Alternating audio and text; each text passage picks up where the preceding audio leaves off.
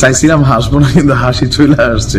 একদম ছোটবেলা থেকে ছাত্রলীগ, শেখ হাসিনার মধ্যে মায়ের চেহারা দেখ। আবার শেখ হাসিনার প্রতিনিয়ত গালাগালিও কর, বুঝতে পারছেন। একসময় ওনার নামের সাথে বিকাশ একটা ট্যাগ ছিল, পরবর্তী সময় রাজনীতির বিবর্তনে সেই বিকাশ ট্যাগটা সরে গিয়া তারেকের উপর পড়ছে আবার এখন। হ্যাঁ, তো বুঝতে পারছেন, আমরা ভিপি নুরুল হক নূর সম্মান দিয়ে বলতে চাই, এমন এক জায়গায় পাঙ্গা নিছে, যে স্ট্যাটাস দিছে, আমি হাসতেছি যে পরবর্তী সময় গোলাম মাওলা রনিরে যেমন গোলাম ময়লা রনি বানাই ফেলছিল সাংবাদিক ইলিয়াস, তারপরে হচ্ছে মানে যারে ধরে তার তো গোষ্ঠী সহ উদ্ধার করে, এটা মোটামুটি অনলাইনে সবাই জানা আছে। তো ভিপি নুরুল হক নূর সাংবাদিক ইলিয়াস সহ পিনাকি সহ কনক সারওয়ারদেরকে নিয়ে যেই একটা স্ট্যাটাস দিছে, নুরুর যে সাহস আছে, তবে মাঝে মাঝে হয় কি যে বেশি সাহস দেখে বিপদে পড়া লাগে। তবে তারা মনে করতেছে কিসের বিপদ, শেখ হাসিনার বিরুদ্ধে লড়াই করছে, আর অনলাইন ভিউ কি ডলার কামিনা বাটপাররা এগুলার ব্যাপারে কথা বললে সমস্যা কি, বোঝেন নাই?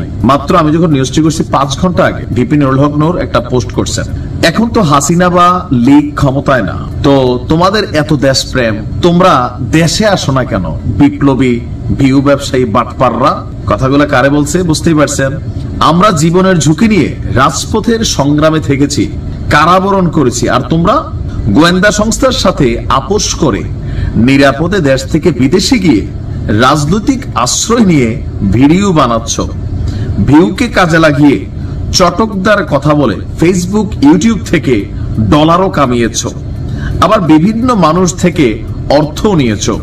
এত দেশপ্রেম, সততা আর বীরত্ব থাকলে দেশে আসো, ধান্দাবাজি পরিহার করে দেশের পরিবর্তনে কাজ করো। অনেকটা শেখ হাসিনা বলতেন, আরে বেটা দেশে আয়, আসবে নুরু ভাই, এরা কিন্তু আসবে। এখন সাংবাদিক ইলিয়াস আবার নুরুর এই পোস্টের সাথে পাল্টা একটা পোস্ট করেছেন। আমরা যদি একটু দেখি যে সাংবাদিক ইলিয়াস কিভাবে জবাব দিয়েছেন, তবে আমার ধারণা এটা তার প্রাথমিক জবাব, পুরো জবাব দেয় নাই।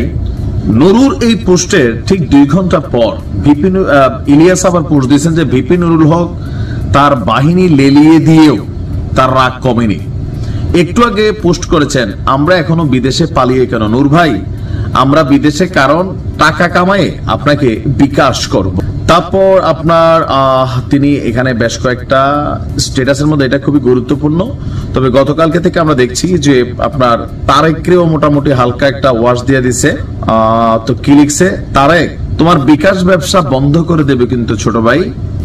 নূরের সাথে বিকাশের টাকা ভাগাভাগি নিয়ে গণ অধিকার পরিষদ থেকে বের হইছ, নতুন করে রাজনীতির নামে প্রবাসীদের কাছ থেকে ধান্দাবাজির যে ব্যবসা চালাচ্ছ তাও কিন্তু শাটডাউন হয়ে যাবে। 2টা পোস্ট করলে পরদিন আর আশপাশে লোক পাবা না। কচু ক্ষেতের ভাতা খাও, সমস্যা নাই, কিন্তু বাপ দাদা ভুলে যেও না। 2 দিন আগেও ঘ্যান ঘ্যান করলা, আর আজকে পোল্টি, সাবধান, নাইলে এমন অবস্থা করব রাজনৈতিক দলের নামে যে দোকান খুলছো ওই দোকানে কাস্টমার পাবা না। তার মানে এক একজন এক একটা রাস্তায় ব্যস্ত আছে, কেউ বিকাশ, কেউ রাজনীতির ব্যবসা, কেউ বিপ্লবী ভিউ ব্যবসা। মানে আসলে কি হচ্ছেটা কি, এই দেশটাতে মিল কেমনে হবে? আওয়ামী লীগের সময় এরা সবাই একটা মিত্র শ্রেণী ছিল, এখন আস্তে আস্তে আপনি দেখেন প্রত্যেকের মধ্যে বিভাজন, বিভেদ। তবে এই যে লড়াইটা, এটাতে কিন্তু আসলে কি হয় এটা বলা যায় না, কারণ অনলাইনে উৎসাহী জনতা সবার পক্ষে গিয়ে ঠিক ঠিক চলুন দেখি এটার শেষ কিভাবে হয়। তবে আমার ধারণা ভিপি নুর আগে থাইমা যাবে, এটা কেন জানি মনে হয় আর কি।